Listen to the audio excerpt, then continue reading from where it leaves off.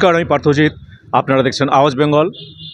গত 5 সেপ্টেম্বরের সুপ্রিম কোর্টে যে হিয়ারিং ছিল আরজিকর কেসের উপরে, সেইটা 9 তারিখ পিছিয়ে গেছে।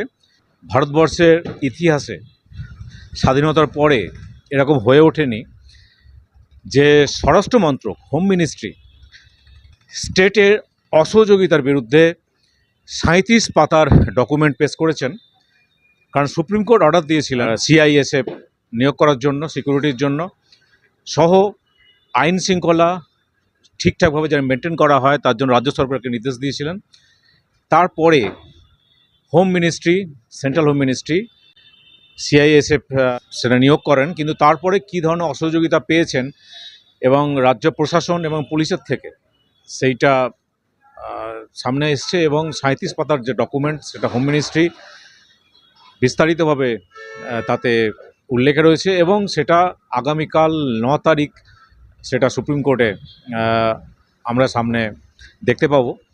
এবং সুপ্রিম কোর্টে যে হিয়ারিং কালকে হবে, প্রধান বিচারপতি চন্দ্রচূড় যে নেতৃত্বে যে বিচার কমিটি আছে বিচারপতিদের, তারা উল্লেখযোগ্যভাবে কি রায় দিতে যাচ্ছেন সেটা আমাদের কৌতূহল আছে এবং আমরা অপেক্ষা করছি।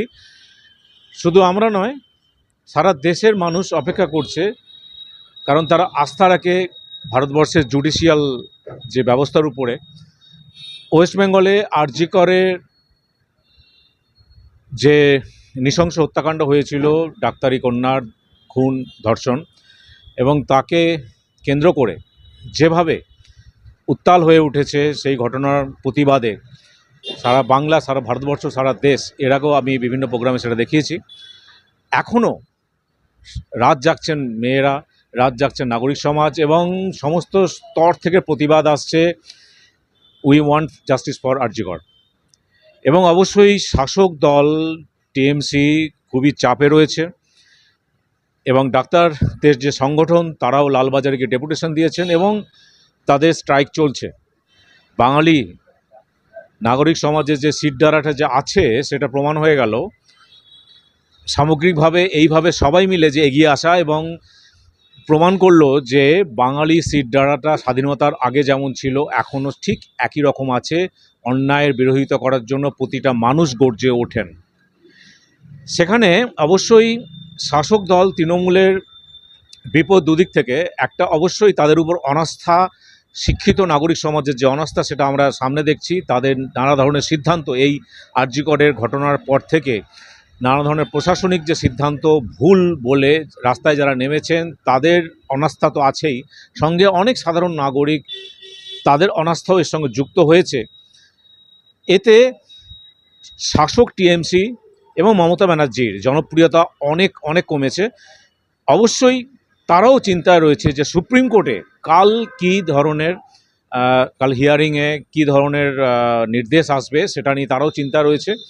এবং আমরা ভীষণভাবে প্রবলভাবে আগ্রহে অপেক্ষা করব যে সুপ্রিম কোর্ট চিফ জাস্টিস চন্দ্রচূড়জির নেতৃত্বে যে কমিটি আছে বিচারপতিদের, তারা আশা করি যে তদন্ত হচ্ছে তাদের নজরদারিতে সিবিআইয়ের, তারা যেন ঠিকঠাকভাবে নির্দেশ দেন এবং ঠিকঠাকভাবে যেন সিবিআই যেন অনেক ক্লু নষ্ট করে দেওয়া হয়েছে, সেটা আগেই প্রকাশিত নানা ধরনের সংবাদ মাধ্যমে আমরা দেখতে পেয়েছি।